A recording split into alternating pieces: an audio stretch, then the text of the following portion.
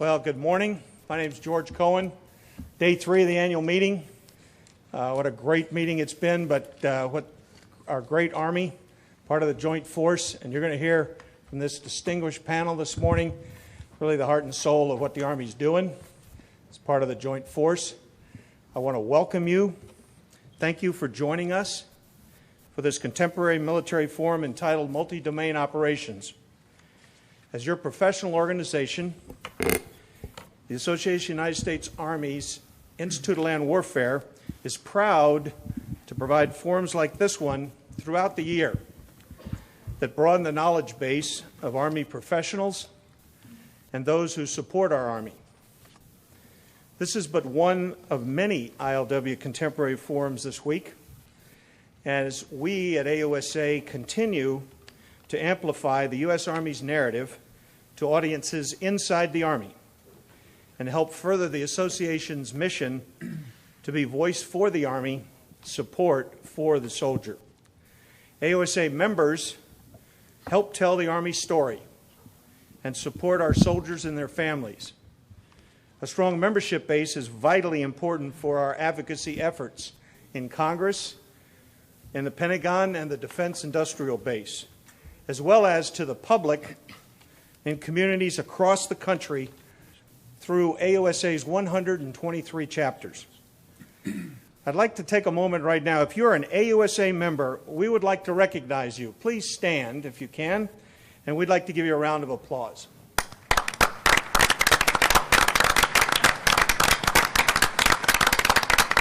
Thank you. Now here's kind of the quid pro quo. For those of you Army professionals who are not yet members of your professional organization, we encourage you to join AUSA.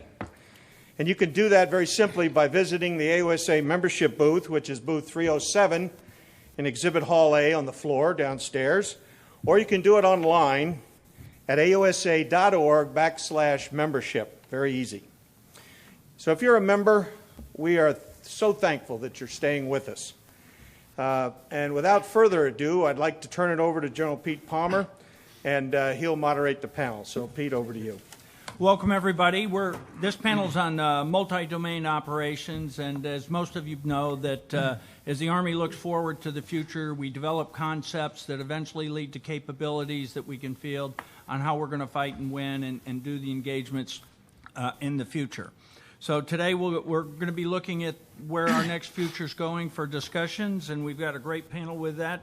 The panel lead will be General Townsend, U.S. Army Training and Doctrine Command, Lieutenant General Wesley, Army Capabilities Integration Center, General Brown, U.S. Pacific Command, Lieutenant General Patrick Sanders from the Commander Field Army, British Army, and also Dr. Michael O'Hanlon, Senior Fellow, Foreign Policy Studies, Brookings Institute.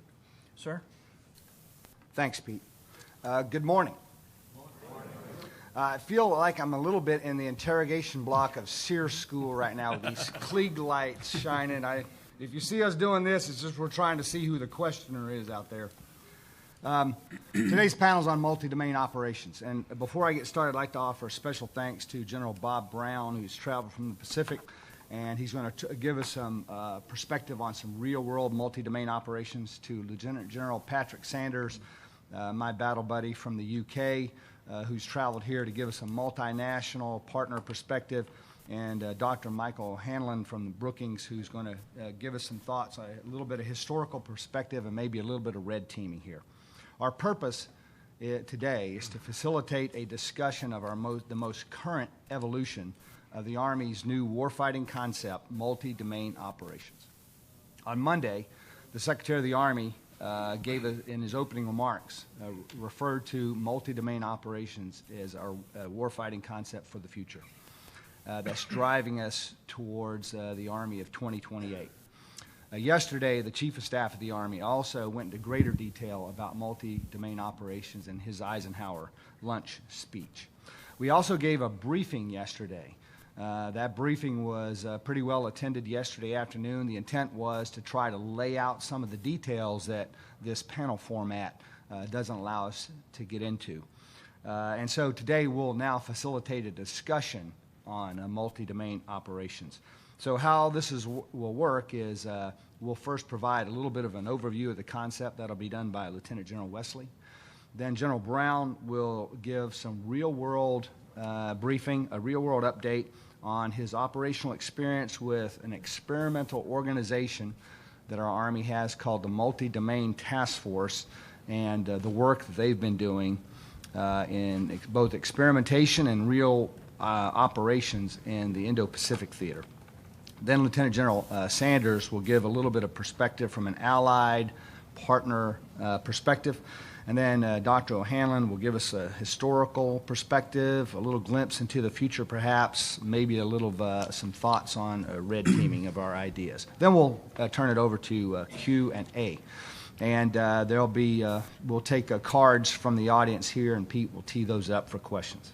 Okay, I've got a couple of slides. So we can show the first slide. Thank you. Okay, so what's new about MDO? We call this MDO 1.5. You know the history of this a little bit. On the left side of the slide is air-land battle.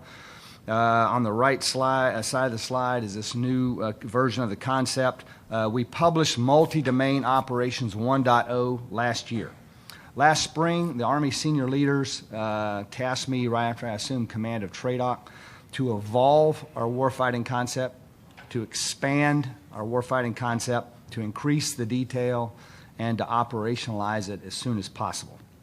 Thus, we're unveiling MDO 1.5 this week. We're going to refine the concept in the coming weeks, and we plan to publish MDO 1.5 before the end of the year. We have there's distributed handouts. I see some of them laying on the chairs there. So there's some handouts, advanced summaries, trifolds, etc., available here to the audience.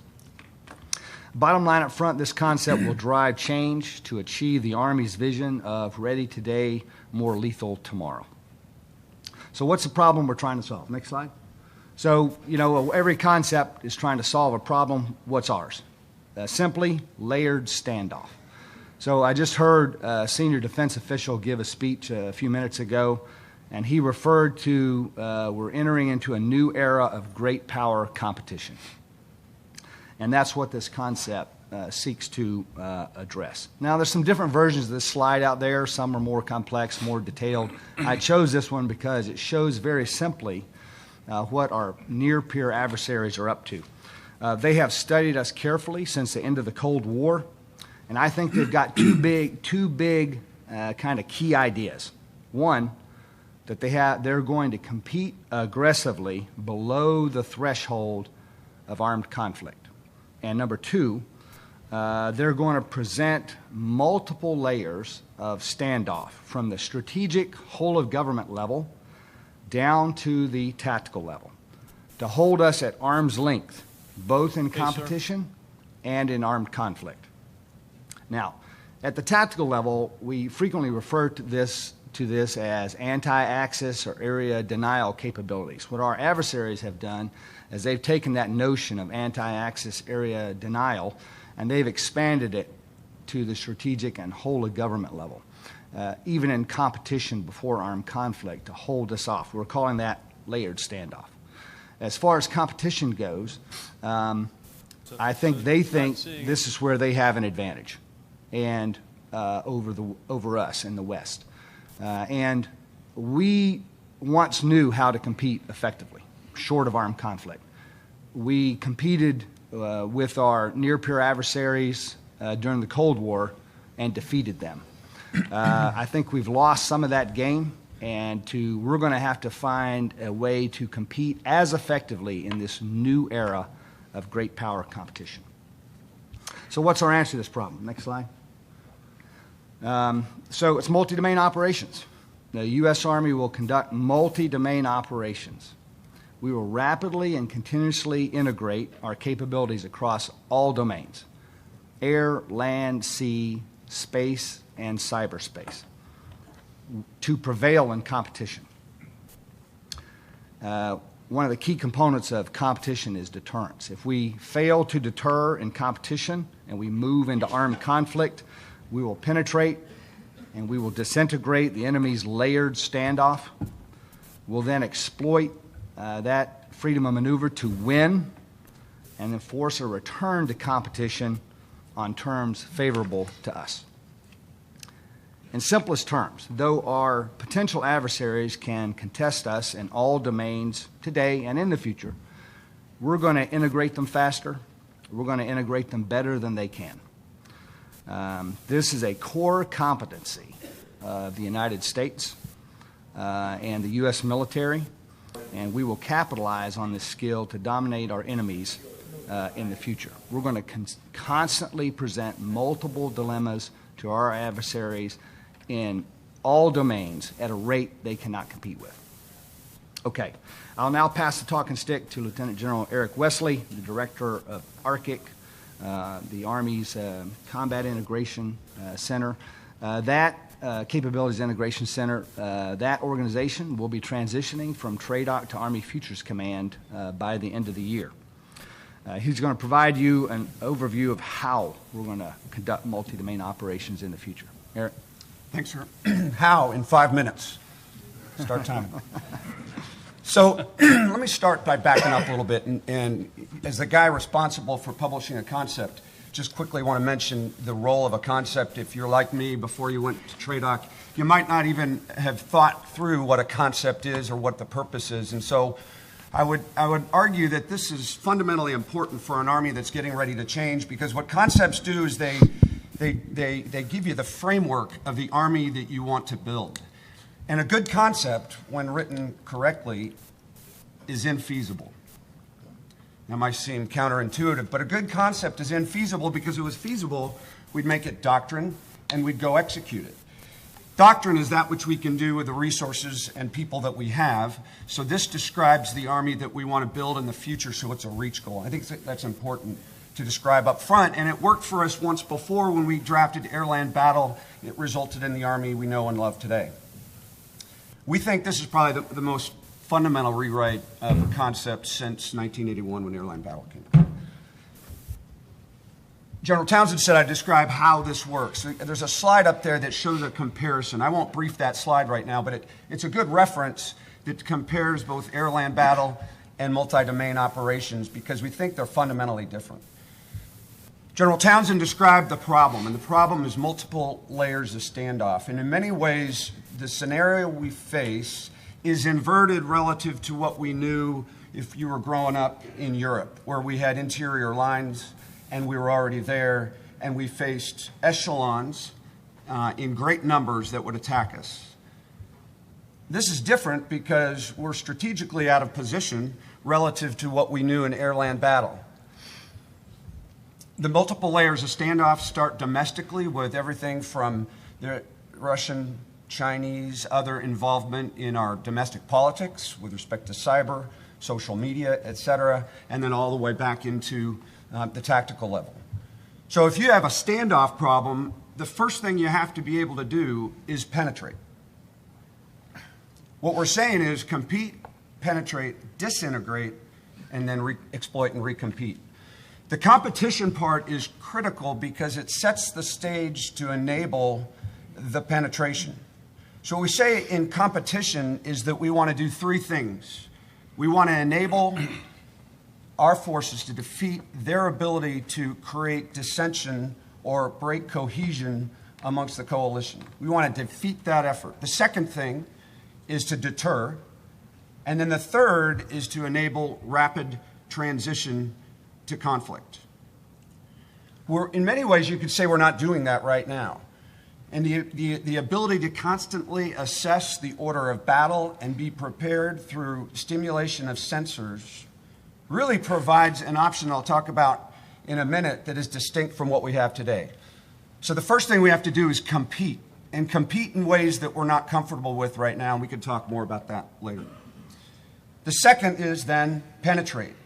If they've got standoff, you've got to penetrate the reach that they have. Now, penetration isn't sufficient by itself because if you penetrate and you don't have the ability to exploit that penetration, like a water balloon, it just reseeds itself. So you have to disintegrate, and General Odom said yesterday, that doesn't mean atomize. The dash and disintegrate is important. We want to disintegrate their systems, which allows us to employ strategic and operational maneuver. Once you've disintegrated, then you have to exploit. And the exploitation is really dependent on whatever the strategic objectives are of that campaign. So we won't specify here, but the disintegration effort allows or enables maneuver to accomplish whatever objectives you've sought. And then finally, you got to recompete. You got to set the conditions to sustain outcomes.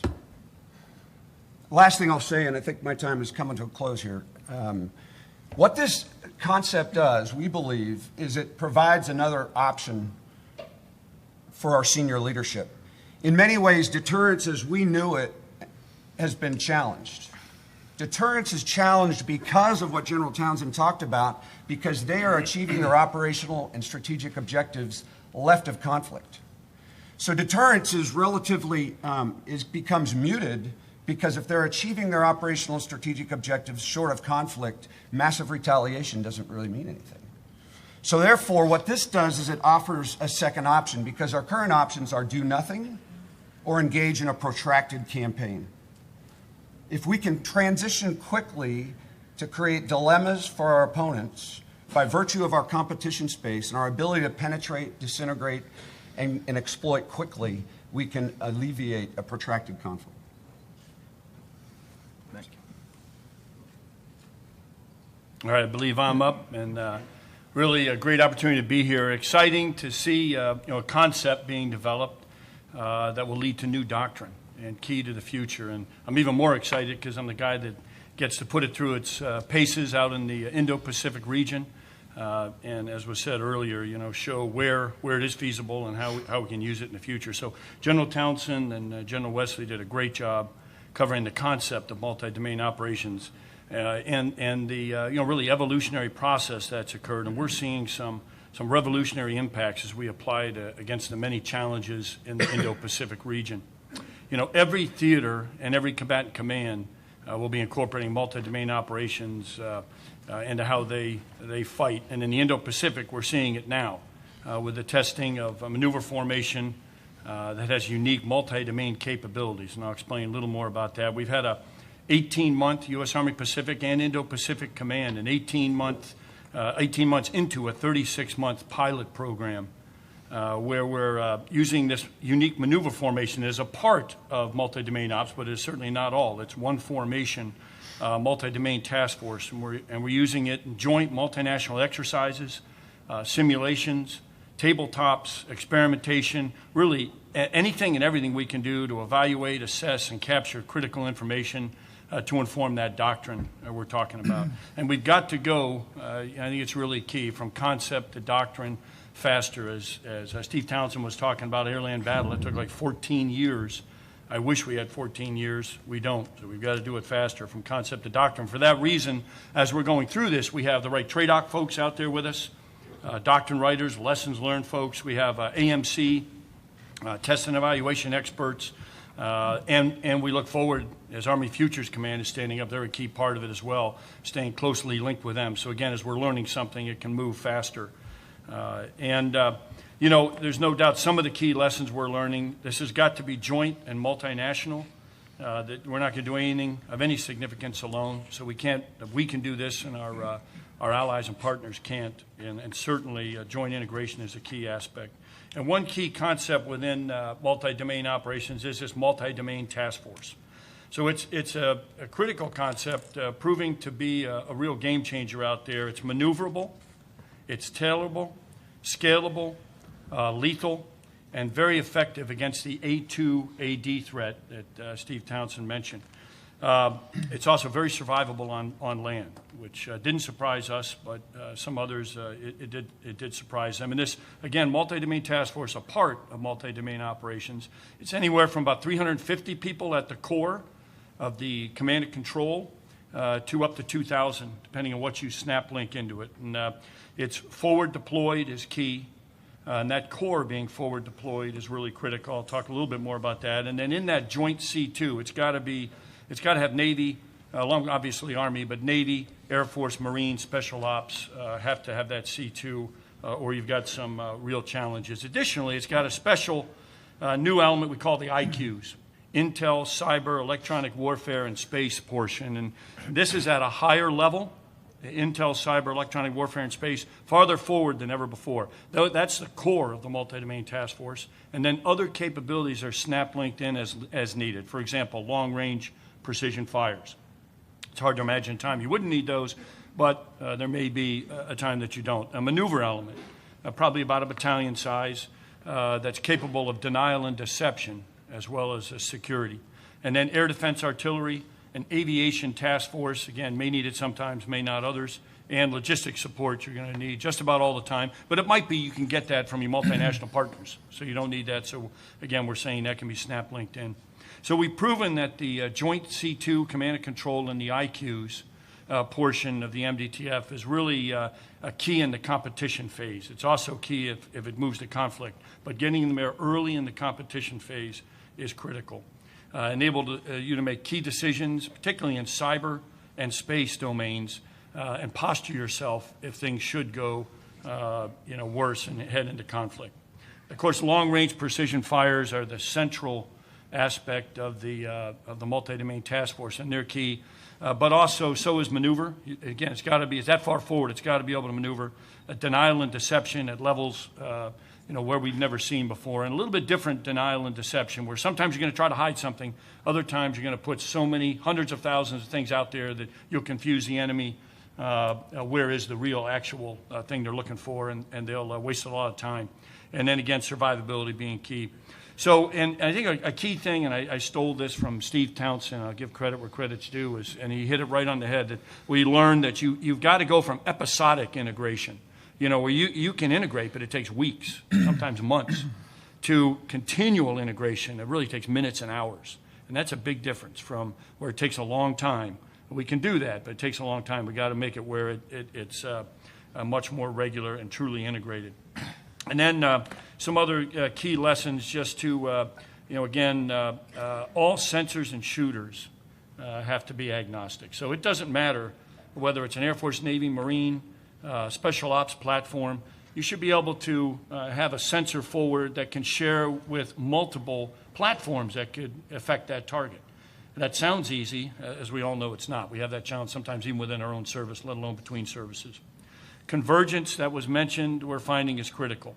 Convergence, a concept to enable maneuver in multiple domains to a point of advantage. And you get inside that A2AD umbrella with convergence, and you're moving to a position of relative advantage in multiple domains. Operations must be unpredictable, nonlinear, present multiple dilemmas simultaneously. We've seen the need for a common joint language, and you see in the slide there, this really gets at, reinforces a little bit. Air-land battle, we had close, deep, and rear. And now there's 7 in the operational framework for that's been developed for multi-domain operations, and we're using in the Indo-Pacific across the board. All the services bought into this because it gives you a common language to talk about. Otherwise, you don't have it. And you can see there's the strategic, operational, and tactical support area, those 3. There's the close area, the deep maneuver area, the deep fires area, and an ad from the Air Force, the strategic deep fires area. An excellent ad from them for 7 in the operational framework, absolutely key. So let me give you an example of what we did recently. Again, multi-domain operations, but a multi-domain task force portion of that in the Pacific, in the Philippines, in a scenario in the compete phase. They were forward early in the compete phase. So they were able to find some weaknesses in the adversary systems, particularly, again, in cyber and space, not only in cyber and space, but find those weaknesses forward, competing every day, not periodically, but they're forward every single day, competing and shaping and working in that compete phase that Eric mentioned. And then if conflict occurs, and when conflict in this scenario, in this example, the maneuver assets were able to penetrate on land as long-range precision fires, again, from an island, engage and effectively engage adversary air defense assets on land at a range around 499 kilometers that was used, defeating a portion of their A2AD, not all of it, but a portion of the A2AD umbrella. Long-range sensor feedback was provided by a terrific platform, the F-35. So in a little different role, long-range sensor feedback, the F-35, perfect for that. Enemy didn't even know it was there. And while a cyber operation is occurring to open a window for special forces assets at sea, it also enabled maneuver to disintegrate, as was mentioned earlier, disintegrate the enemy mid-range fires with armed UAVs forward, presenting multiple dilemmas to the enemy. So this was just one scenario in the Philippines as we used it. And they were also able to exploit, as denial and deception operations confuse the adversary of the, and cause them to expend a lot of extensive ISR and munitions in the wrong area. Meanwhile, the multi-domain task force was able to maneuver on land, a key aspect again, maneuver to another position, and continue to exploit the seams. So the result is the application of convergence, that was mentioned earlier, to really get after that A2AD umbrella, present multiple dilemmas to the enemy, open up windows for friendly maneuver and continued options. I think the chief said it great yesterday, General Milley, a perfect harmony of intense violence is what I just described there in that example, perfect harmony of intense violence. So that was one example. And again, we're continuing in tabletops, joint multinational exercises, and it certainly is going to apply in all theaters. This was an example in the Pacific, but put it in the plains of Europe. And same capability that you'll have. A maneuver element that integrates and converges joint capabilities and maneuvers to a position of relative advantage in all domains. And another, I thought it was brilliant of the chief yesterday, again, the description, the best way to summarize the lessons, what we're learning, a shift from battles of attrition to battles of cognition. From attrition to cognition and, leveraging that joint integration. And finally, I think as we move from concept to doctrine faster, the most important aspect in this and the key lesson is that it's our people who will make us successful in this. You have to have that investment in people. Fortunately, our mission command style that we switched to in 2008 that enables empowerment, because there's going to be times you're going to be degraded mode forward, and you have to have that initiative, empowered individuals. People will be the key to our success. That's probably the most important lesson as we're going through this. I look forward to your questions. Thanks. Thanks, sir. Just as a reminder for everybody, if you have questions, to fill out the 3x5 cards and pass those. We'll have somebody collecting them so we can get those organized to do the Q&A session. Thanks, sir. General Sanders? If you need a card, hold up your hand. Someone will bring one around. Yeah. So thank you. It's a great honour to be on such a distinguished panel and amongst some old friends as well. On Sunday the 4th of March 2018, Sergei Skripal and his daughter Yulia were poisoned in Salisbury, my hometown. My wife and I have sat on the park bench where the Skripals collapsed and eaten at the same table they occupied in Zizi's restaurant. From CCTV recordings, we know that shortly before he collapsed, Sergei Skripal handed some bread with his heavily contaminated hands, the stuff is like wet paint, to a group of 8-year-old boys feeding ducks. One of those boys ate the bread. As we all now know, the subsequent investigation confirmed that they were poisoned by a Novichok nerve agent planted by 2 GRU agents, Yevgeny Mishkin and Anatoly Chapiga. This was a state-sponsored attempt to murder the Skripals using a banned weapon in breach of the Chemical Weapons Convention and international law. It led to the death of Dawn Sturgis, who found the discarded perfume bottle containing the Novichok. Salisbury serves as a cautionary tale when we consider multi-domain operations. Across the world, revisionist powers and rogue regimes are competing across all domains and dimensions to further their power and influence. They have increased efforts short of armed conflict by expanding coercion to new fronts, blurring the distinction between home and away, and exploiting the grey zone between peace and war. Salisbury falls neatly into this description. It's more than competition, but it's short of war. It's an attack on home soil and acting in the physical and the virtual domains to achieve an effect in the cognitive dimension. The publicity, the humiliation of the GRU, these things suit Putin. They amplify what he's trying to achieve. So much of our focus has, of course, been on the physical domains of MDO, but we neglect the significance of the virtual and the cognitive dimensions at our peril when we consider how to build the tools for MDO. Ukraine, the Arab Spring alone illustrate that maneuver in the virtual and cognitive dimensions serve as an accelerant, an enabler for the physical. So I think that our actions in the virtual and cognitive dimensions are as important to our ability to compete, penetrate, disrupt, or disintegrate and exploit as they are in the physical. So what can allies bring to MDO, and what do we need? Well, let me start with what we need, and that's interoperability. Multi-domain task forces have to be interoperable.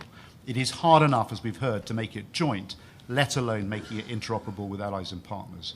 So our approach, initially anyway, should be to focus ruthlessly on only the essential partners, either those who are indispensable by virtue of geography, or those who can keep up, or at least contribute niche capabilities in one or more domains. Now, I'm not going to dwell on interoperability. The slide is the right one. As it's being covered in another panel session, but I'll just make 3 points. First of all, the really significant progress that we've made in UK-US interoperability against this bilateral vision statement has been down to the quality of 3 people, 3 US DCGs, Mike Tarser originally, then Doug Chrisman, and now Matt Van Wagenen. Secondly, Warfighter and JWA are the drivers, and in future, I hope, participation in multi-domain task force exercises and experimentation. And thirdly, I think we now need to make explicit in a revised bilateral vision statement how the UK and possibly other allies will contribute to a US-led multi-domain task force as a matter of urgency. So what role can allies contribute? What can we play in MDO? Well, there are the obvious things. So access, basing and overflight, insight, influence, burden sharing, and some legitimacy. And of course, the Five Eyes relationship delivers trust and much greater mutual understanding, and that generates, crucially, it generates tempo. And allies bring some hard-edged capabilities in the physical domains. So in our case, this will now include a new generation of frigates, aircraft carriers, submarines, and F-35Bs, as well as on land, our strike brigades, in addition to our existing airborne and armoured formations, and some pretty respectable special forces. But self-evidently, the problem set that MDO needs to counter needs more than a physical domain response. And here I think the UK can bring several other capabilities that can make a contribution to any future multi-domain task force. So until recently, we've been overly focused on activity in the physical dimension, the traditional area of strength for any armed force. We're now seeking to ensure that we are as strong in the virtual as we are in the physical. This is not a case of substituting physical for virtual capabilities. Instead, we need to ensure that we're proficient in both to be genuinely competitive. And that allows you to have a decisive effect in the cognitive dimension. In the British Army, we're working to achieve this within the context of a cross-governmental fusion doctrine, which seeks to harness the levers of national power to achieve unified effect. And we're developing what we understand by land manoeuvre, usually, of course, delivered as part of a wider joint campaign. So land manoeuvre traditionally comprises ground and air manoeuvre, but we've broadened this to include information manoeuvre. And cumulatively, this gives us the ability to persistently compete and deter in that grey zone between peace and war. And if fighting commences, it allows us to defeat our enemies through the integrated application of land manoeuvre. Information manoeuvre plays a vital role within this. It synchronizes the Army's intelligence networks, cyber, influence and security capabilities to ensure that the sum of the whole is greater than the parts. Just as importantly, it docks us into the wider, joint, cross-governmental and allied enterprises, and our national ability to exploit strategic national assets is almost unparalleled. It's one of the virtues of being small. We've also placed a big bet on this capability, converting one of our divisions to a formation that is dedicated to information manoeuvre, forming a new brigade to focus on non-kinetic effects, harnessing the latent talent of our nation, recruiting the best and the brightest innovators in the UK into this formation as reservists, often unpaid, and bringing together all of the information-centric capabilities to achieve the synergies we need. It is exciting, and as General Steve will tell you, it's already delivering on operations. We have established a Land Information Manoeuvre Operations Centre, which will support Army operations across the globe, and on the battlefield, information manoeuvre groups work with Army and Joint Fires capabilities to compete, penetrate, disrupt and exploit. We're finding the establishment of these multidisciplinary teams are making a decisive contribution to our multi-domain capability. They enhance combined arms manoeuvre, converge cross-domain capabilities, support operations at echelon, and crucially exploit human potential. As part of a wider coalition, information manoeuvre offers a force multiplier which harnesses digital capabilities to ensure we can achieve what some have referred to as cognitive manoeuvre through a combination of both virtual and physical effects. So I think we recognise the same challenges. I think we're trying to work alongside you to develop solutions. True interoperability is beginning to underpin this work, and we will seek to keep up and stay in step with you. I hope you'll find any British contribution to a future multi-domain task force to be valuable. Thank you. Thank you for the privilege of being here, and I can see it's a great conference this week. I got to say hello to General Milley on the way in. I congratulated him for the Red Sox victory last night at about 11:30 over the New York Yankees, and he said, I didn't see it because I had to go to bed so I'd be fresh for this morning and the third day of the conference, which I never, ever thought I would hear General Milley say about any Boston sports team. So congratulations to the intellectual vibrancy and the important work that's being done here and discussed this week at the conference. I want to briefly play the role that General Townsend mentioned. I would try to play of a little bit of historical perspective and a little bit of red teaming. I like what I'm hearing about multi-domain operations, but I would voice a couple of caveats or at least points to bear in mind from history as we've thought about previous big ideas in military innovation and learned how some of them have worked better than others. I'm going to go fast to try to stay within my time, so I'm going to oversimplify. So with apologies to those concepts that I'm about to trash a little bit, I know that some of them actually did achieve good things, and a lot of good people worked on them, and they were generally all well-intentioned. But I think in the grand scheme of big ideas, big phrases in modern military history, not everything has reached the summit of air-land battle in terms of effectiveness, in terms of demonstrated contribution to the joint fight, and therefore I want to voice some reminders of how these sorts of ideas can go a little astray if we're not careful. So I'm going to be quick, as I say, but let me go back to Force 21, which was on, I think, General Townsend's first slide, and also the way in which that related to the concepts of the 1990s that the Army talked about with the Army After Next, and ultimately the future combat system. I don't want to dwell on this, just like I don't want to dwell for Yankees fans on last night's near victory. But I do feel that on balance, while there were a lot of good ideas associated with Army innovation and forward thinking in the 1990s, the future combat system was the physical manifestation of that dream, and it ultimately more or less failed. And it's worth bearing in mind, I think, that lesson. And the main reason I would say that the future combat system didn't really succeed is because the technology wasn't ripe for the kinds of ideas and visions that were being promulgated. Again, I'm oversimplifying. We can come back to that in discussion if you wish. But one way in which concepts can go awry is if they are disconnected from technological reality and what's really doable physically. It's one thing to have the idea of what you want to do. It's something else to be able to do it. If we now get away a little bit broader, go away from the Army alone, and think about two other ideas that were popular in about this same late 1990s or early 2000s time period, net-centric warfare and full-spectrum dominance. These were, in the first instance, largely a Navy concept from Admiral Sabrowski, a man who I had great admiration for and was privileged to be on a couple of panels with back in the day.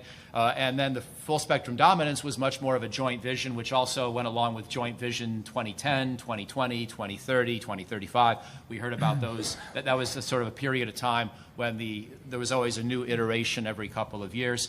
And I think, for the most part, these concepts also were relatively unsuccessful.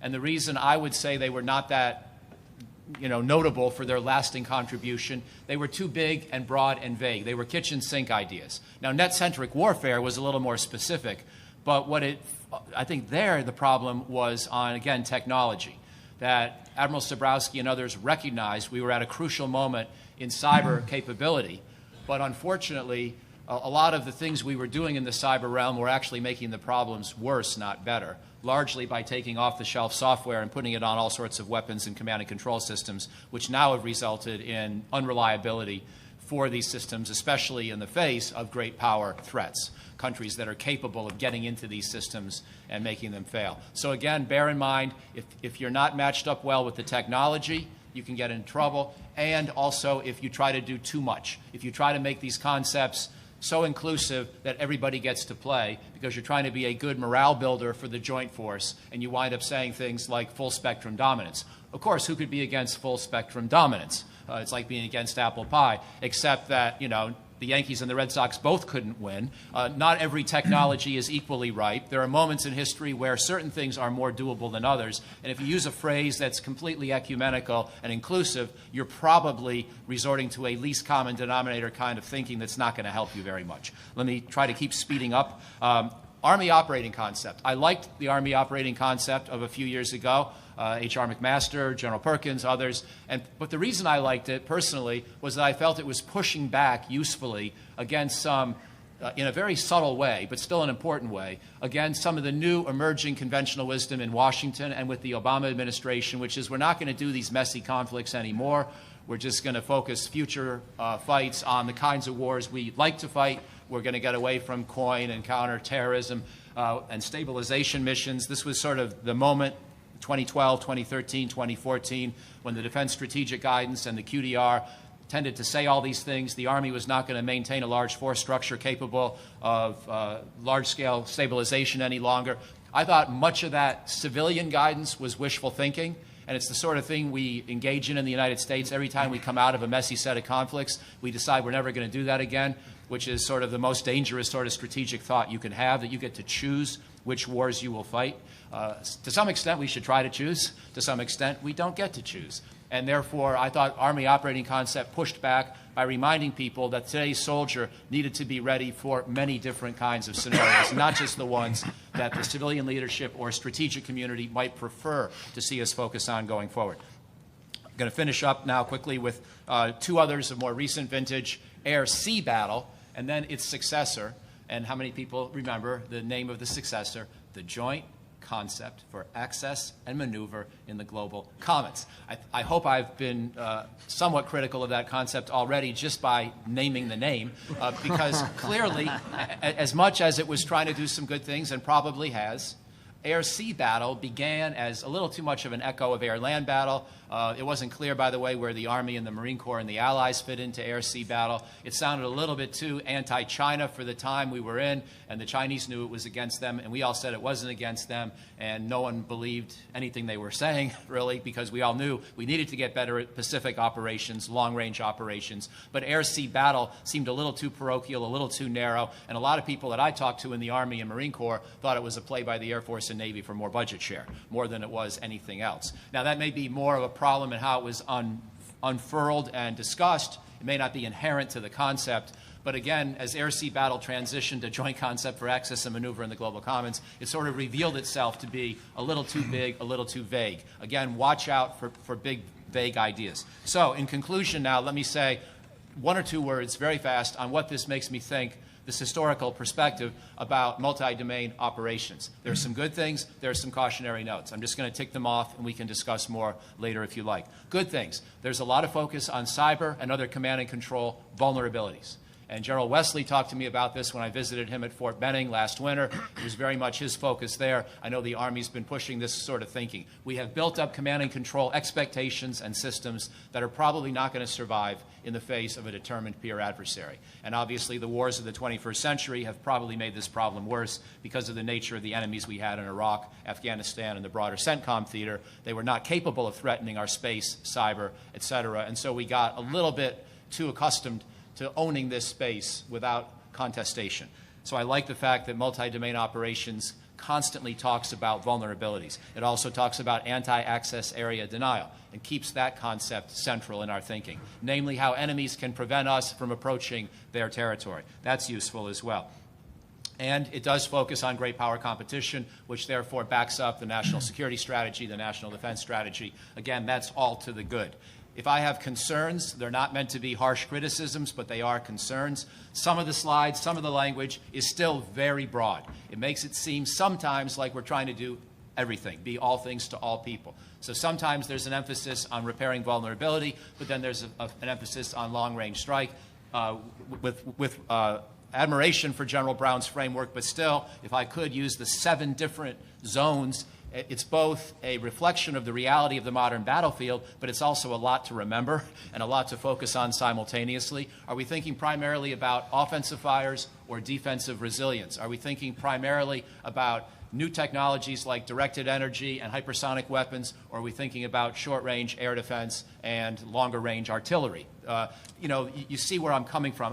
I don't know what the emphasis is sometimes because the words are so big and broad that it's slightly evocative of full-spectrum dominance and concepts like that from an earlier day that I don't think left a big legacy. So and one last point is that because of this breadth, I wasn't sure in all the presentations that I've heard so far and the literature that I've seen. I wasn't sure if there are certain technology emphases or if it's really just trying to reiterate what happens to be in the existing acquisition program writ large. So those are concerns. They're not meant to be hard-hitting, lethal blows, and I think some of them can be addressed by the panelists here to the extent they wish to. So why don't I stop there and look forward to the discussion. Thank you.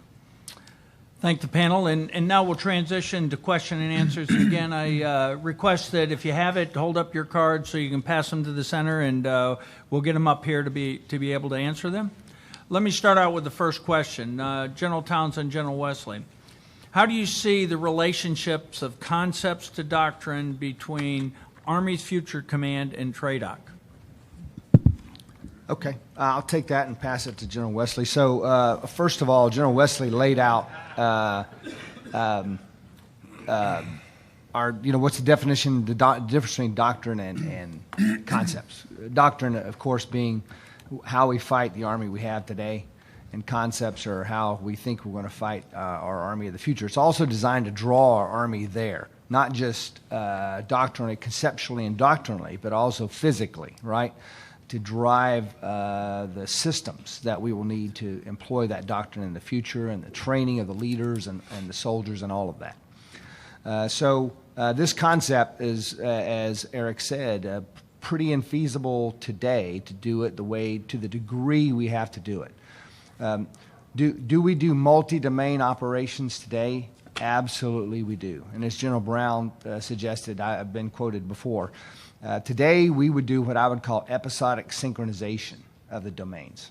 And synchronization was sort of our key watchword for airland battle that got us through to today. We've been able to out-synchronize the warfighting functions, out-synchronize our enemies. That's no longer going to be good enough in the future. We're going to have to rapidly and continuously integrate all the domains of warfare in the future to be successful against our near-peer adversaries. That's a challenge for us to do today on a lot of levels, which I won't go into now. One last thought on this. As I mentioned, that ARCIC will transition to Army Futures Command before the end of the year as we stand that organization up and get it running.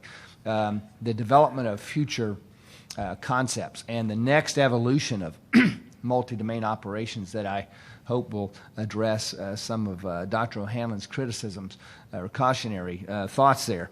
I think that that will be tasked to Army Futures Command. It will go with ARCIC, but they are going to be the continuity in the concept as they carry it to Army Futures Command. And TRADOC will focus on turning these future concepts into operational doctrine that we can fight with today. Eric, your thoughts? Sure. A couple of things. First, if I were to answer the question in short, the doctrine is developed commensurate with our capacity to execute the concept as drafted. So it's important that General Lundy's team stays welded at the hip with ARCIC because they can publish the doctrine as we field capabilities, train soldiers to the degree they can execute this concept.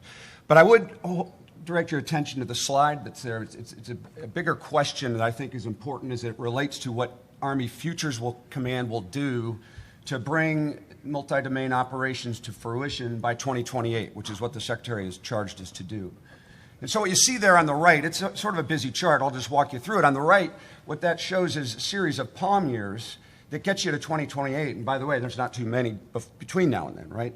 And so everything in the building, if anybody's worked in the building knows that every question that's ever asked in the building all goes back to either a budget or POM issue because every decision is a trade somewhere. But you need a metric to make those trades. How do you balance what you will buy, won't buy, what you divest, what you invest in?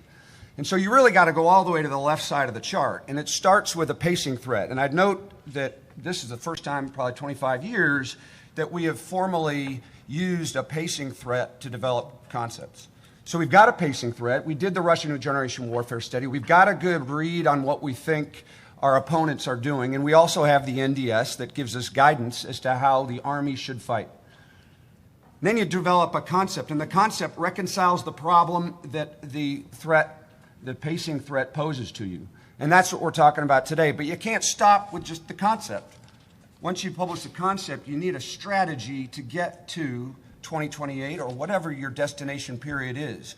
And so in parallel with this concept, we've been building Army Modernization Strategy 1.5, and that'll come out at the winter AUSA, stay tuned.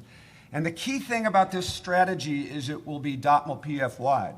So it will have chapters based on each initial and in that lovely acronym that we have that will give, essentially it'll be a guidance document across the enterprise. So what is the role of Army Futures Command as we evolve this concept? It will be to husband or steward that modernization strategy, which touches the entire modernization enterprise, in many cases beyond AFC itself. Thank you. General Brown, how will you train for multi-domain operations? Will the synthetic training environment provide all the domains of the competition, i.e. information, cyber, non-kinetic effects? Well, I'm glad the synthetic training environment was mentioned, because I do think that is really a key across the board and something it's an example of, as Michael was saying, we thought of, 8-10 years ago, how do we get where squads can train? I mean, if you look back about 70 years, we hadn't changed how we're training squads, yet the world has gotten so much more complex, but the technology wasn't there yet. We couldn't do it. We had to put big, bulky systems on them, brick mortar facilities, and it was very expensive, and we still couldn't get the realism. Well, there's some real breakthroughs now, thanks to augmented reality and really the gaming world, and again, where the outside industry is leading, and we're pulling it into defense. So the synthetic training environment is the future of how you're going to train a lot of the complexities we talked about here, because it is a very complex environment. You can't just disregard cyber. You can't disregard space. Hey, that doesn't apply to us. So many aspects we never had to worry about before. I mean, if you just go to a combat training center, I thought it was tough when I went through multiple times, and boy, I wouldn't want to go through now, because they've added a lot of that complexity. So that training, that synthetic training environment will enable us to up the game initially with the squad, where they'll be able to, it's much like, I've used an example of a fighter pilot that can practice, or a helicopter pilot can practice thousands and thousands of scenarios in a simulator incredibly realistically. And I've witnessed in combat where that saved their life. When something happens, they can only practice in a simulator, and then they land safely and save lives because of that tremendous effort we put into those simulations. Well, now we're going to have that for the squad. And for those folks, whereas, as General Milley pointed out, 80% of the casualties occur the pointing end of the spear, and we're going to have that. And it's got to incorporate these complexities we've been discussing here, and it will. They'll be able to be in different scenarios, from desert, jungle, and most importantly, I believe, urban. Urban is the future, and right now that's very tough. Great mount sites, but you can't get a mega city type. We've looked at, could we build it? How do you do it? We're going to have to use simulation and combine with the actual site. So I think it is, I'm glad someone pointed out, it is absolutely essential. It will train starting at the squad, and then I see it as we look, the next revolution is in home station training to get to that complexity. We can do it at the CTCs now, but how do we then go from the squad, where we're getting it in the synthetic training environment, to the platoon, the company, the brigade, who will all eventually become multi-domain capable, or they'll be irrelevant. Now, whether that's 2 years, 5 years, 10 years from now, but they've got to move that way, and so that training and synthetic training environment has to expand beyond for home station training. So that's my portion of If it. I can just throw something in there. Sure. So this goes back to the DOTML PF question, and a lot of times we think modernization, where we continually think about the material implications of it. But so we're talking about training right here, and so this modernization strategy that we published, we'll talk a lot about training.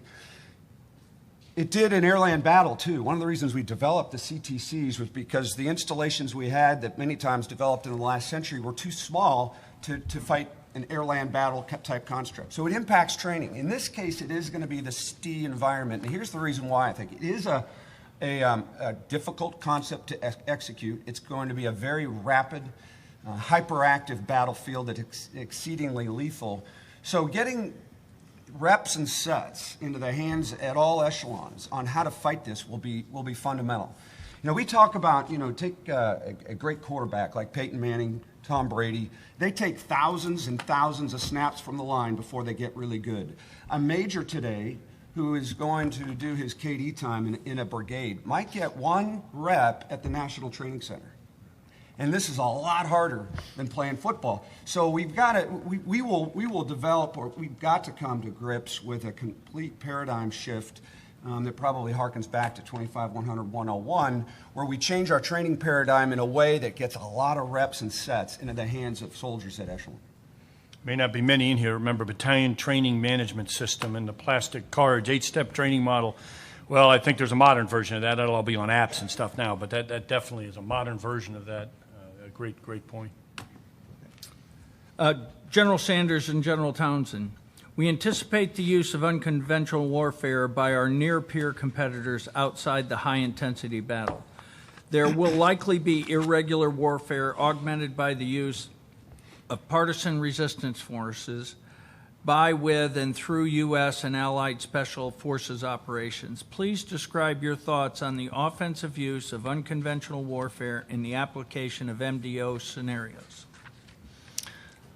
I'll take a quick stab at it and then hand it off to General Patrick.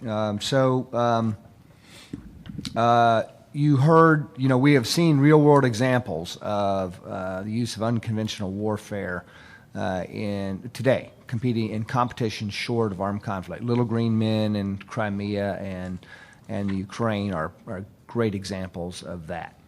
By the way, before I forget to say it, let me thank General Patrick for that really powerful and very real example of competition pushing the very limits of short of armed conflict from Salisbury.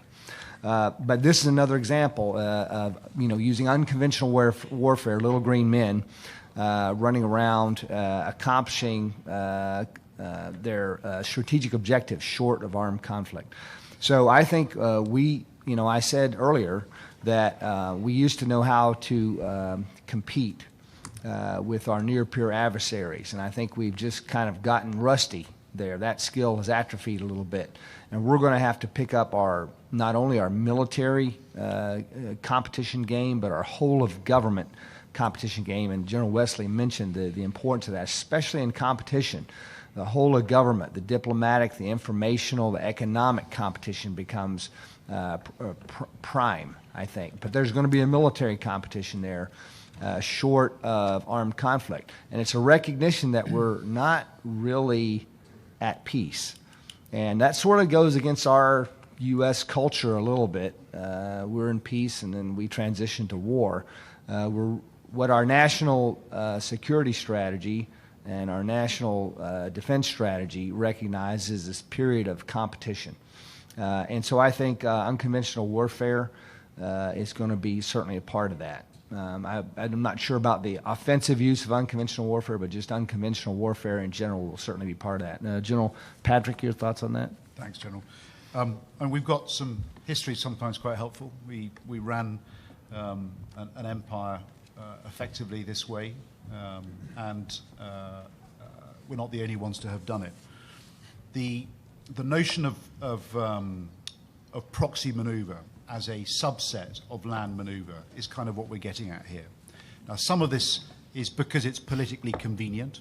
So when you have a generation of politicians and commentators, as we do in the UK, who are a bit scarred by experiences, interventions in Iraq and Afghanistan, then they're much more comfortable with using proxies as a means of delivering national interests. And so the creation of what we're calling specialized infantry, what you have created, caused SFABs, both born at about the same time, kind of gets at this. It's designed to build capacity in difficult places, but also to go beyond that into accompanying and enabling proxies to operate.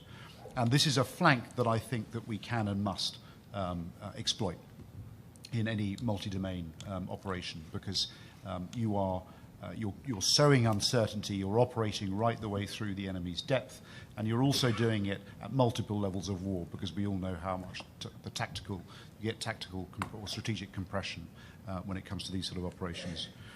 If you want some examples from history where we've done this, then the Firqa in Oman was a not broadly publicized, but very effective use of proxies.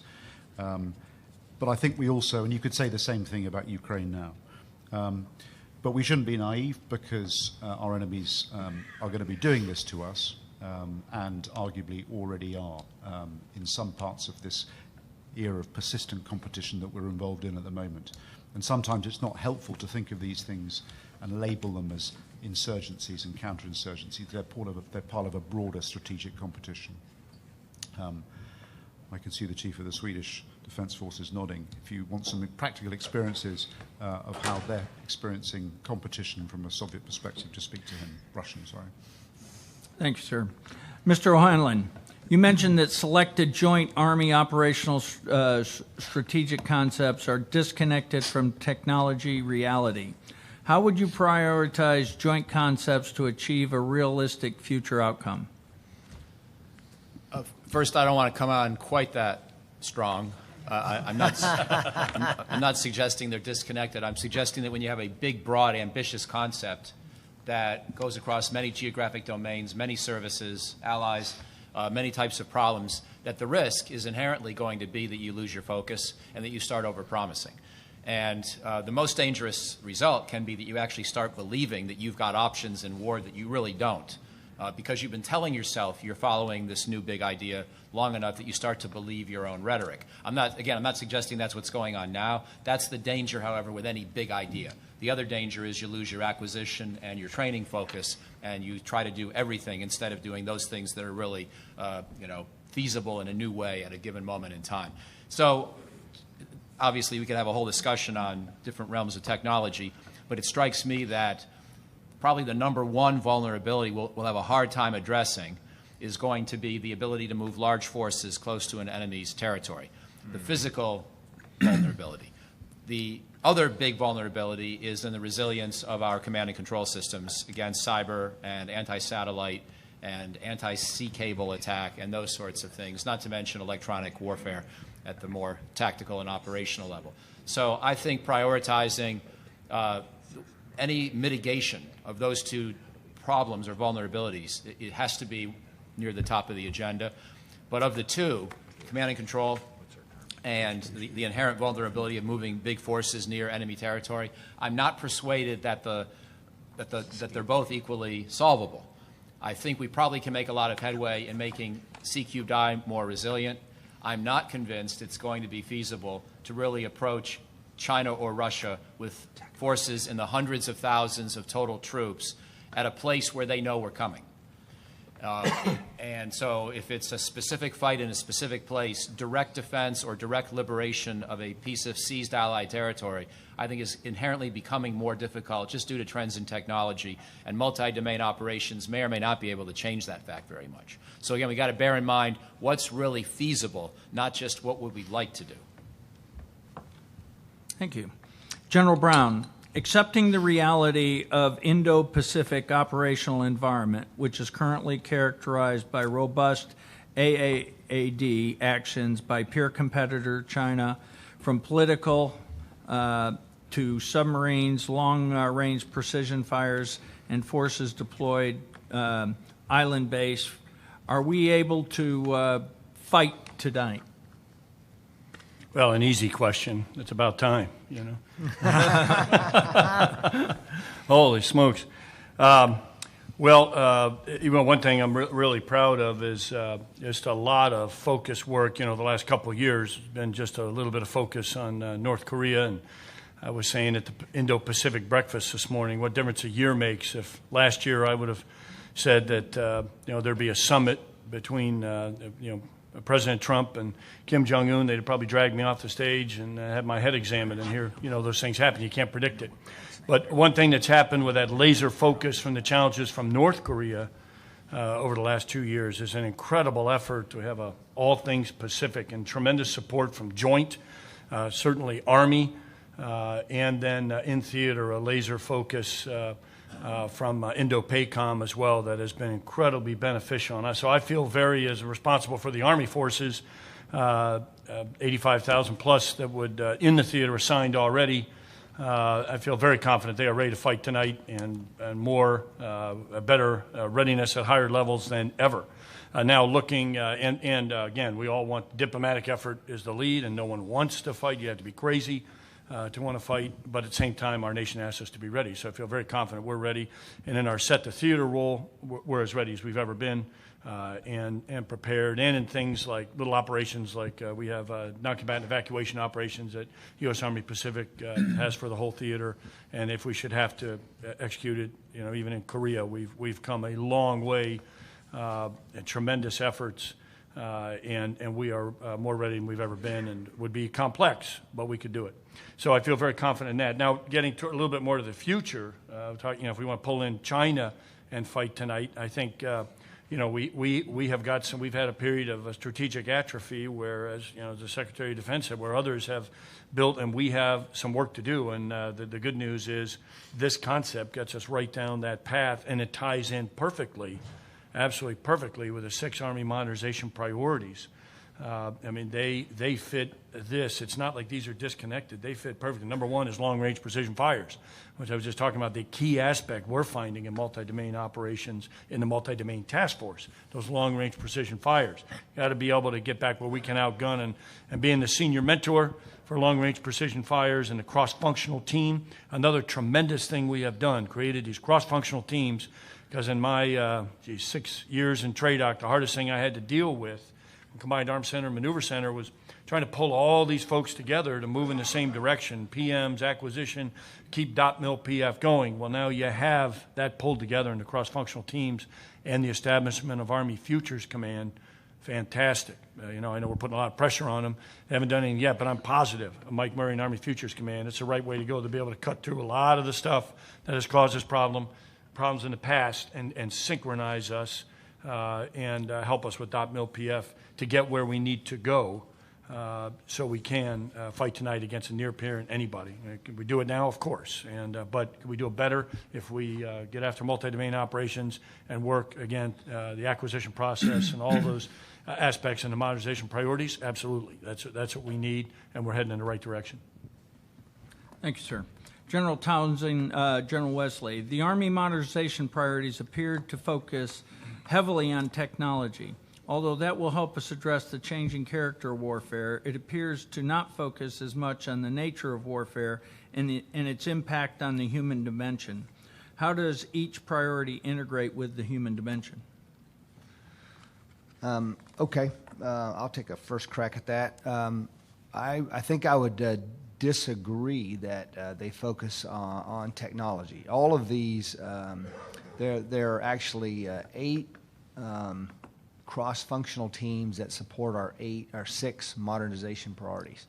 And of those 8 cross-functional teams, 2 of them, I think, are directly related. All of them are related to the human dimension in one way or the other. 2 of them are, you can see, direct ties. I'll focus on those 2. First is the synthetic training environment that one question's already been asked about, and General Brown has answered. The synthetic training environment is designed to immerse the soldier and the unit in the multi-domain fight of the future in the environment of the future. So, for example, the Chief of Staff of the Army has talked about foreseeing future combat in dense urban terrain mega cities. It's not feasible for us to build mega cities to train in. No matter how large we build our urban combat training centers, they're not going to be mega cities. So we're going to have to have a better mix in the future of live training in those urban facilities and synthetic training. So we're working on, with the synthetic training environment cross-functional team, we are working on embedding the soldier in the synthetic training environment. And he can go, so the chief has described a typical day for an infantry platoon. They wake up, they do PT. The chief envisions us doing 3 hours of PT. Personally, I don't envision myself doing 3 hours of PT. but we do a lot of PT, and then we go to chow, and then we strap on our gear. It's not training gear. It's not miles. It's our warfighting kit. And our warfighting kit has embedded connections to training. So you put on your warfighting kit, you put on your heads-up display, which gives you a day vision capability, a night vision capability, and it gives you the situational awareness capability provided by our, for example, Blue Force Tracker kind of things today. So you put that on, and the platoon leader, the company commander, selects any city in the world, Bangkok, Moscow, Baghdad, Mosul, you name it, wherever the unit leader wants to fight that day, and can put a realistic enemy threat laydown in that city, and right in the unit area, those soldiers train until lunch. They stop, they have lunch, they put on their kit again in the afternoon, and they do another battle or two. And you've heard the Secretary of Defense say that he wants every soldier and Marine to have fought 25 battles in training before they fight their first one in real life. So that's very directed, focused on the human dimension of warfare. And I'd tell you that also, something I think is remarkable here, a good linkage between the Secretary of Defense and the Army is the Secretary of Defense has this close combat task force. The Army has a soldier lethality cross-functional team. They are very well connected and nested. So for the first time in my 36-plus years in uniform, the soldier and the small unit, squad and platoon, have the same modernization priority that the next ship, the next bomber, the next helicopter or tank or rocket have. And what I have seen over the course of my career is all of our money go to those big high-end systems, and we don't spend on the soldier. And someone's already at this table has mentioned 90% of our casualties in combat historically come from the ground component and the infantry. So, and the small teams of engineers and fire supporters that support them. So this soldier lethality and close combat task force soldier lethality CFT are directly focused, I think, on the human dimension of war. So, General Palmer, I'm going to take the override and adjust the question a little bit because General Townsend hit that one thoroughly. I agree with everything that General Townsend shared. But the other way to ask the question is, what are the what aspects of the human dimension are critical to multi-domain operations? And if you've got this roadmap that we've built within multi-domain operations, about halfway down it talks about the tenets of multi-domain operations. On the right side, there underneath convergence, we talk about mission command and discipline initiative. When we were drafting the concept, I will tell you, we had thoughts of picking different words.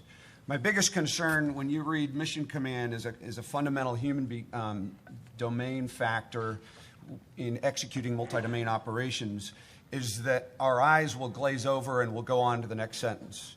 Because we talk about mission command all the time, and we've got great doctrine in mission command. Our concern is that we don't execute the way our doctrine speaks. We don't execute mission command to the degree we should, and more importantly, to the degree we will need to in this environment. We think that you will have to see mission command on a scale that our generation has never seen. And why is that? Because if we're contested in all domains and we are distributed like we must, as Ukrainians will tell you you've got to be, you're going to find opportunities in a hyperactive environment that you've got to seize. And if you don't, you'll fail. If you do, you will dominate. So we've got to embrace this idea of mission command in our training environment that empowers in ways that we are not comfortable with. Okay, thank you. Mr. O'Hanlon, how could MDO fall flat? How could it lead us to astray if we make mistakes? Thanks for the opportunity to sort of drill down on a couple other points I'd already alluded to, but for emphasis, let me just add one or two more dimensions to my earlier concern. First of all, I think that if, in terms of how it could fall flat by trying to do too much. And then you start to get to a world in which there isn't sufficient clarity. And then let's say there's a realignment politically in Washington in the next couple of months, the defense budget plateaus or comes down a little. I don't think it's going to come down a lot, but it could plateau. Then the Army has to start to prioritize not just within modernization, but also modernization versus new readiness and force structure initiatives. And I appreciated Secretary Esper's comments from Monday and the Chief's comments, in which there is an effort now to streamline and to look for areas of waste or lower priority. But I also see the Army trying to do a big modernization agenda, an improvement in readiness that some have described as in a crisis state. I'm not persuaded that that's really an accurate depiction of the state of military readiness today, but some people use that kind of terminology, and trying to perhaps modestly grow the force structure. To do all those three things at the same time with a big, big, ambitious and wide-ranging modernization agenda does leave one vulnerable to a budgetary cutback or to some other way in which resources won't be adequate for all the tasks at hand. So that's both the way in which it could fall flat and even lead us a little bit astray. The number one worry, of course, is in wartime that we actually have had a concept of operating in a manner that we're not really capable of achieving. So, for example, and again, I'm not against the aspiration, but I'm not persuaded we're going to do a good job of dismantling enemy anti-access area control capability or area denial capabilities if we really need to approach right up to the face of a major Russian or Chinese piece of territory, major Russian or Chinese piece of military capability. We may be better in those kind of situations being creative in our asymmetric battle concepts. We may want to take a page out of B.H. Liddell Hart and others who have talked about, rather than a frontal assault, going around, fighting somewhere else. I'm not going to get into scenarios in this answer, but if we've been persuading ourselves for 5 or 10 years that we figured out the answer to anti-access area denial, but the technology just isn't there to back that up, then our rhetoric could lead us to a war plan that's actually suboptimal and even dangerous to our forces. Again, I'm not suggesting that's going to happen. I'm suggesting that could happen if we take this in the wrong direction. Thank you. General Sanders, along the challenges side, what are the challenges of the U.S. Adopting MDO from an allies partner's perspective? I mean, the obvious one is keeping up with you is quite tricky. Always has been. You're very often not interoperable with yourselves, let alone with, with the rest of us.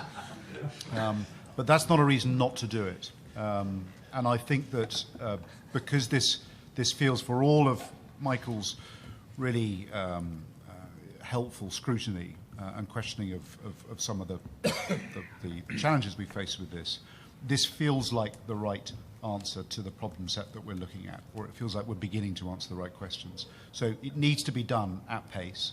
And I think focusing narrowly, as I said earlier on those who either you have to because of geography, because you're, and I'm thinking of the Pacific, and people that you've simply got to work with there, or people who are indispensable in other areas, and allowing allies to contribute where they can in niche domains, or niche capabilities in some of those domains, is the right thing to do.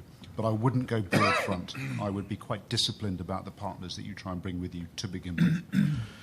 That's challenge number one. I mean, the others are broader. I think to work this both in the US and also more broadly, seeking agreement on the specific unifying problem. Is it Russia? Is it China? Is going to make life a lot easier. Of course, the truth is that there's more than one problem. I think any new concept and turning it into doctrine is as much about culture as it is about convergence. And particularly joint culture, which feels to be such a critical part of this. I think the orchestration of this at the strategic level and then the military and joint level is really tricky. How do you exercise command and control of this? How do you connect it to, in our case, fusion doctrine with the UK government, in your case, into Washington? And then, of course, there's the urban problem. And I don't think any of us have got a simple answer to that just yet. So those are some of the challenges that we see. Sir, staying with the challenges, General Brown, what is the biggest challenge we face in the employment and use of MDTF, multi-domain? Well, yeah, no, thanks. I think it's also the biggest challenge with multi-domain operations, and General Patrick just touched on it a little bit. I worry about joint integration. You know, we all grow up in stovepipes. We think of our own service solution. You know, for many years we did service to service with allies and partners, single service exercises, and still do in some cases. And it gets to the culture that he mentioned. In some ways, will we be able to get there without a forcing function? I see we're fortunate in the Indo-Pacific. The command commander understands it, Admiral Davidson, and he and Admiral Harris before him. They see it clearly with the challenges that we have in the Indo-Pacific. This is definitely the solution. But will it be a forcing function that's either a Goldwater Nichols 2 required, or something that forces more joint integration, or is it a failure that causes this, or can we do it without that? I think that's the big question. I'd like to think, I'm an optimist, I'd like to think we can do it without the failure and without a forcing function, but it is difficult. And we'll even see sometimes the senior leaders will understand what needs to be done, but as it's passed down the chain for our folks to start executing it, they kind of go back into that stovepipe and make it a little bit too much of a competition. And that will kill it. And that's related to those cultures that are there, and again, how we're brought up kind of in stovepipes. Now, I do think things we're doing, again, I don't want to be too repetitious, but get out of those stovepipes, like the cross-functional teams and Army Futures Command will definitely work with the other services more, and then what we're doing, and again, with the combatant commander leading the way, every exercise that we're doing, we look at, okay, how do we make it multinational, joint, and where are you? We got a combat commander that's pushing us. How are you integrating in a joint manner? What assets are you using where? How could you do that better? And so that will be extremely helpful and maybe get us there. But I do worry about that. I think that's the biggest challenge for multi-domain operations and multi-domain task force. I just want to pile onto that, if I could, sir. I think the biggest challenge in employing multi-domain operations is MDOC2. Coming up with a means by which you can command and control resources from all domains, which are controlled across services or at varying echelons, will be exceedingly difficult, particularly if we want to get past episodic synchronization. It's got to be continual. So the good news on this front is that there's at least two aspects of strong commonality between the services, and that is we agree on the problem, and we agree that MDOC2 is the biggest challenge that we've got to work through to get it right. Three factors that we consider, and I'm eliciting your support or help on solving this problem, but it's flexible control measures, flexible command relationships, and then we have to have a resilient technical architecture of some sort that allows rapid synchronization of all these domain resources at a decisive space. Thank you, sir. General Townsend, General Wesley, is the MDO an Army concept or a joint concept? Multi-domain. So look, the Air Force and the Marine Corps have been with us arm in arm in the development of this concept from day one, back in 15-16 timeframe. And they were part of multi-domain battles development. Weren't ready yet to quite sign on to it. We socialized the idea when we were tasked this spring with evolving the concept beyond the multi-domain battle 1.0 version of last fall. We talked to the Air Force and the Marine Corps about, hey, we've been charged by our leadership to make another turn on this document and to do it by the fall. And they said, okay, we're with you. It's going a little fast for us to get signed on to it just yet, but we've agreed to a work plan. And that work plan is, this is an Army concept, but again, it's joint friendly, it's multinational friendly right now. There are no points in there that our sister services object to. The Navy came on board this year, started attending our meetings, conferences, war games, etc. The joint staff also attending as well. So I think we're proceeding towards a joint or multi-service concept, and the goal would be to publish Multi-Domain Operations 2.0 a year from now, and it would be signed by at least one other service. If not a fully joint concept, it would be a multi-service concept. But the Air Force and the Marine Corps have been part of this development from day one. Eric, anything else? So I'd just say MDO is a joint effort. bottom line. It's distinctly joint. And then Bob, I think you might have something to say about your combatant commander out there. Yeah, and again, it's there's no question you're going to need the leadership. It's got to be joint, or it's not going to work.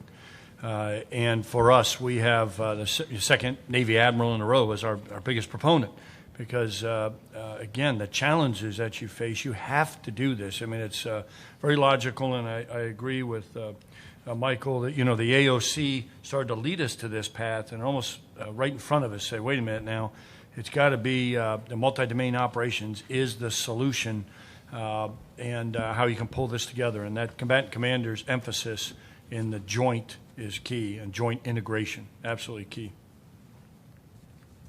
Thank you, sir. General Townsend and General Wesley, what is the current leading ideas for how organizations will evolve as part of the MDO concept? Okay, so actually our Secretary of the Army asked us that question quite a lot, and we're there in some ways. We're starting to see the leading edges of how organizations might change, but it's a little early in the development of this concept for us to know how today's organizations will change broadly. But there are some exceptions. So, for example, we have this experimental unit, this pilot unit called the Multi-Domain Task Force. And you've heard General Brown describe its exercise and operations in the Indo-Pacific theater. That has been successful enough that the Army has made a decision to fill out the rest of that organization in the Pacific theater and create another pilot in the European theater of operations. That will begin over this next year. So that's an example of how organizations will change. We're still trying to figure out where that organization best fits in competition or in conflict. General Brown and his team certainly have been informing the Army on that, and he can comment on it if he desires to. We're doing some smaller stuff like electronic warfare platoons. Forces Command is piloting electronic warfare platoons and our brigade combat teams. Right now, I think John Morrison is at 3. Do you know if there's 3 of these platoons or 4 of these platoons out there? There will be a total of 6 once we're all said and done, and we'll start fielding kit in November. Okay, so total, if you couldn't hear, total of 6 of these platoons are being piloted. We'll start fielding their equipment. We already have some experimental vehicles out there in the force right now. So at every echelon, we're examining how does this concept, how does it change the way we fight in the future. Still a little early to know broadly in every organization, but we're already seeing some indications of that, and we're already taking some steps. Eric, and then maybe General Brown. 2 things. One is General Townsend mentioned echelons above brigade. One of the things that was the nature of modularity is we divested our capacity to fight as formations at echelons above brigade. So one of the first things we have to do is invest resources, time, energy into being able to campaign at division, corps, and above in order for this to be effective. The second thing is, if you threw that modernization framework chart up there again, Andy, part of the DOTML PF piece of this is the O. And one of the things we say often is we can't FDU our way to 2028. FDU. Force Design Update. So we can't, today we oftentimes change the Army based on a bottom-up effort to make recommendations to formation changes.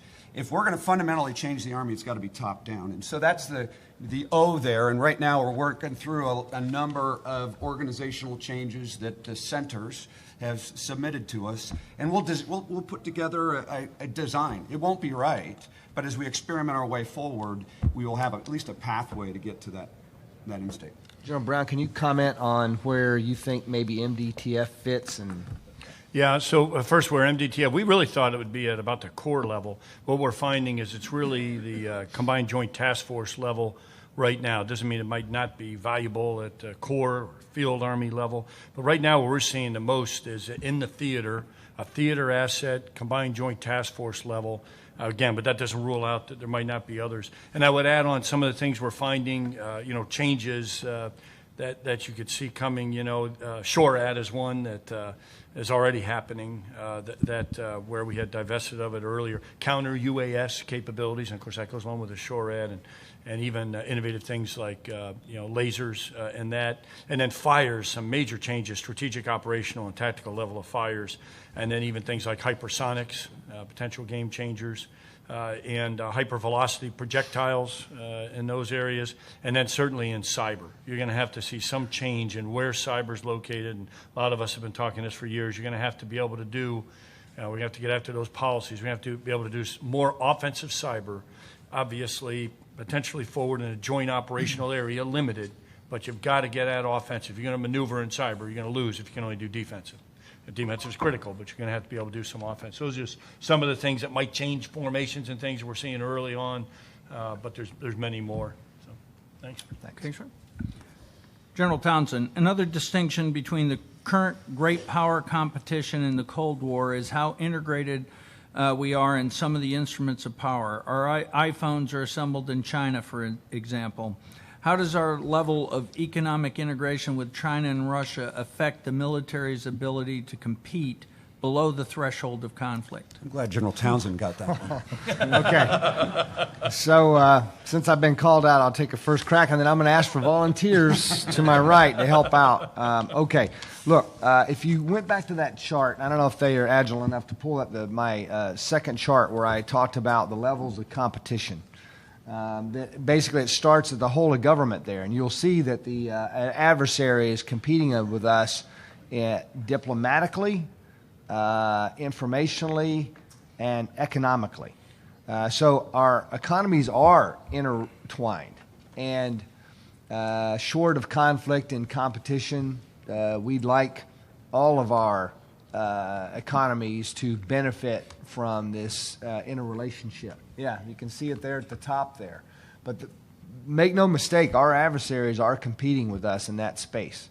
And one only has to watch, the news for a day or two to see how our adversaries are competing with us. Now, nations have always competed with one another on the field of economic competition. And that's not necessarily bad. But I think that those nations out there who are near peer adversaries, those nations, their economic motivations are completely intertwined with competition. Where we like to separate, although that's diplomacy, this is economics. That's not part of war. That's not how they see it. This is part of conflict short of armed conflict, competition short of armed conflict. That's how they see it. All that's interrelated. So I think we're going to be challenged. And I said we're going to have to figure out how to get that game back. And I think during the Cold War, we did compete in the diplomatic space. We did compete in the economic space. We essentially spent our adversaries into bankruptcy. We outspent them, right? So we didn't defeat them militarily on the battlefield. We defeated them on the economic battlefield.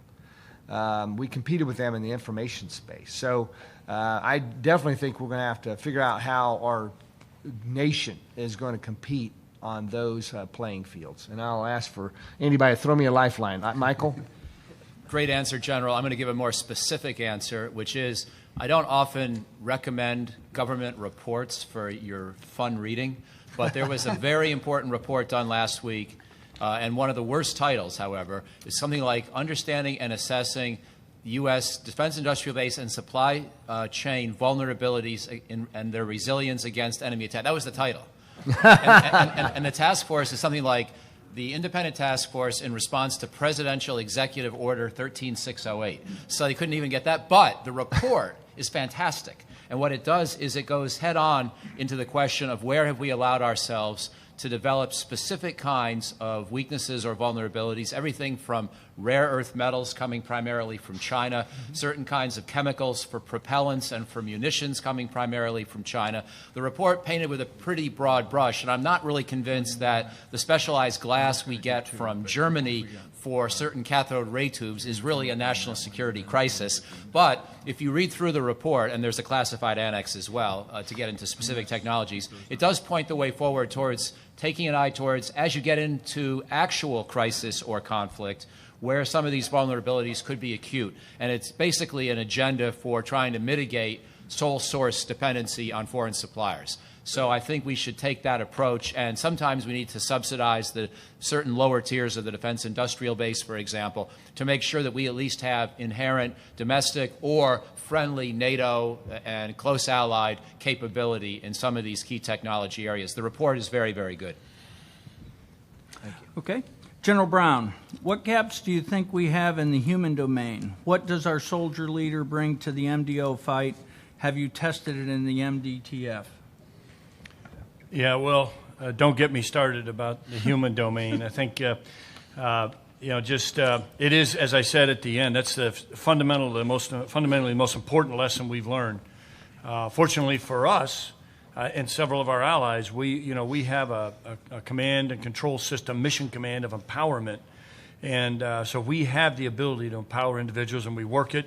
It's challenging, but I think as we were developing the Army operating concept, we really studied this hard as you look to the future. And we used to say we need leaders who are comfortable in ambiguity and chaos, comfortable. And I think that was good for the time as we're learning.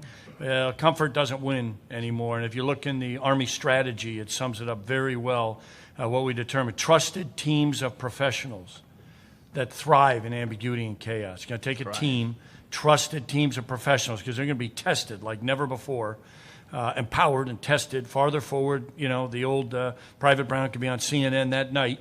He does something wrong.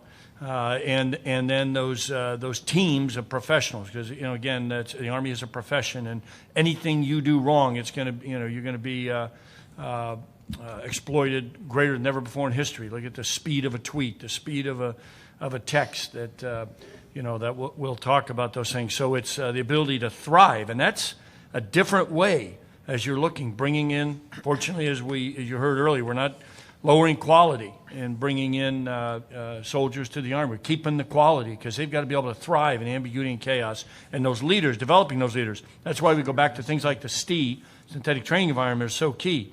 So those leaders, you can ramp it up, you can ramp it down, you can really push them so they get to where they can thrive. And that what we're finding in the multi-domain task force is exactly that. Oftentimes what it takes is old guys like me getting out of the way. They have the commander's intent, and they will figure out how to thrive and do things, connecting things we never dreamed would be connected, or how you'd connect them. And they explain it to me, I still can't figure it out. But you got to get out of the way and empower them, and they'll thrive in that ambiguity and chaos. So most of our good ideas, which is no surprise for all of you, we saw this in combat, the good ideas, surprisingly, don't come from the generals. They come from the cutting edge, those closest to harm. Why? Because their lives depend on it. And it's the exact same way with this multi-domain task force. To make these things happen, we get out of the way, and the closer to the cutting edge those soldiers are, they are thriving. But they've got to be in that learning environment. They can't have an idea and it doesn't work and you shoot them down. It's got to be a learning environment. All the tenets of mission command apply completely. And it is that's why I say the human dimension is the key part. And the good news for us, there are those that would do us harm. You might say, my God, we're giving away all these secrets, and all this stuff. Gosh, why can't they use against us? They can't empower like that. They cannot. They have very tough individuals, some other, some of our near-peer competitors. They're going to do what they're told, but they're not going to be able to do, mission command and implement the commander's intent. They're going to do what they're told and what they're told only. And our leaders and soldiers will do, sailors, airmen, Marine as well. I mean, it's a joint, no doubt about it. We'll take the initiative and be the difference. So, thank you, sir. But I'm not passionate about that at all. Last question.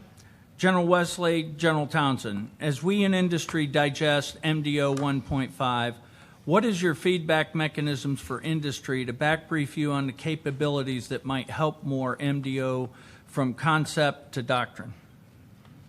Call me.